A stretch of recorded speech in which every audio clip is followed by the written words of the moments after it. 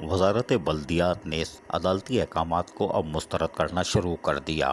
مختصر افسران کی فہرست دے کے او پی ایس افسران کو تو ہٹایا، لیکن ڈیول چارج والے افسران تاحال سیٹوں پر موجود ہیں، جبکہ تازہ ترین آرڈر وزارت بلدیات کی طرف سے حیدرآباد میں میونسپل کمشنر زاہد حسین خواجہ کو لگا کر کیا گیا، جو کہ 18 گریڈ کے آفیسر ہیں اور ان کو ایکٹنگ چارج دیا گیا ہے، یعنی عارضی بنیادوں پر۔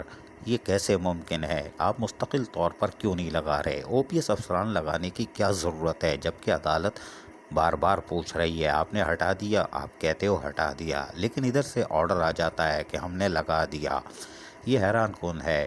زاہد خواجہ یقیناً ایک اچھے آفیسر ہیں، لیکن ان کی تعیناتی سے ان کو پریشانی میں مبتلا کر دیا گیا، جبکہ اس سے پہلے والے میونسپل کمشنر محمد علی شیخ بھی ایکٹنگ چارج رکھتے تھے، جبکہ میونسپل کمشنر بلدیہ غربی ان کو ہٹا دیا گیا، لیکن نیا افسر تعینات نہیں کیا گیا۔ مسرور میمن کیماڑی سے 4 اپریل کو ریٹائر ہو گئے، لیکن وہاں پر بھی کوئی تعیناتی عمل میں نہیں آ سکی۔ بلدیہ غربی میں تنخواہ رکی ہوئی ہے۔ بلدیہ غربی کے اور بلدیہ کیماڑی کے افسران تاحال تنخواہوں سے محروم ہیں، اس لیے کہ میونسپل کمشنر تعینات نہیں کیا جا سکا۔ بلدیہ کورنگی میں او پی ایس افسر امداد علی شاہ تاحال برقرار ہیں۔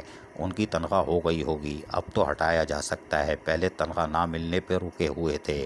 تاہم وہ بھی او پی ایس 18 گریڈ کے ہیں۔ بلدیہ وسطی ہو، بلدیہ شرقی ہو، یہاں پر بھی تاحال افسران بیٹھے ہوئے ہیں او پی ایس، لیکن وزارت بلدیات اب شاید عدالت کی طرف سے مزید سوال نہ ہونے پر دوبارہ اسی ڈگر پر آ گئی، اور او پی ایس افسران کو نہ تو ہٹایا گیا، نہ ان کی جگہ دوسرے افسران تعینات کیے گئے۔ بلدیہ عظمیٰ کراچی میں میٹروپولیٹن کمشنر بھی عارضی بنیادوں پہ لگائے گئے تھے، اضافی چارج تھا۔ وہ کلک کے پروجیکٹ ڈائریکٹر ہیں، لیکن وہ تاحال برقرار ہیں۔ یہ حیران کن اقدامات ہیں، لیکن وزارت بلدیات ایسا لگتا ہے کہ اب دوبارہ اسی ریل پٹری پہ آ چکی ہے جو کہ او پی ایس کو ترجیح دیتی ہے۔ عزیز عارف، کے بی ایس بلدیاتی نیوز کراچی۔ ایسی ہی خوبصورت ویڈیوز فیوچر میں حاصل کرنے کے لیے ریڈ بٹن پر کلک کر کے اور بیل آئیکن کو پریس کر کے ہم سب کے سبسکرائبر بننا مت بھولیے۔